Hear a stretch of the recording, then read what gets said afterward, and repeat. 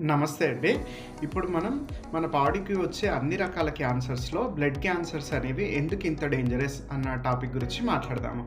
So, ఇందులో మొదటి point ఏంటి అంటే, మనము దీన్ని ఆపరేషన్ చేసి తీయలేము. ఎందుకు అంటే, ఈ బ్లడ్ అనేది మన బాడీ అంతా సర్క్యులేట్ అయ్యి ఉంటుంది. సో, దీన్ని ఆపరేషన్ చేసి మనం తీయలేము.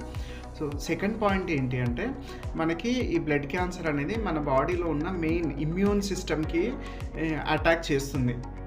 అంటే బోన్ మ్యారోలోంచి కానీ, లేకపోతే లింఫ్ నోడ్స్ కానీ, ఇక్కడే మన ఇమ్యూన్ సిస్టమ్ అంతా డెవలప్ అవుతుంది. సో, అక్కడే మనకి ఈ క్యాన్సర్ సెల్స్ అనేవి పుడతాయి. సో, అందుకోసం మనం ట్రీట్మెంట్ చేయకపోయినా గానీ, మన ఇమ్యూనిటీ పవర్ అనేది చాలా తగ్గిపోతుంది. సో, ట్రీట్మెంట్ చేసినప్పుడు గూడా మిగిలిపోయిన నార్మల్ ఇమ్యూన్ సిస్టమ్ గూడా డ్యామేజ్ అయ్యి, మన డబ్ల్యూబీసీ కౌంట్ బాగా తగ్గిపోయి, ఇన్ఫెక్షన్ రిస్క్ అనేది చాలా ఎక్కువ అవుతుంది. థర్డ్ పాయింట్ ఏంటి అంటే, మనకి బాడీలో బ్లడ్ క్యాన్సర్ ఉన్నప్పుడు ప్లేట్లెట్ కౌంట్ అనేది చాలా తగ్గిపోవడం జరుగుతుంది. సో, ఇది కూడా మనకి బ్లీడింగ్ రిస్క్ అనేది ఇంక్రీజ్ చేస్తుంది.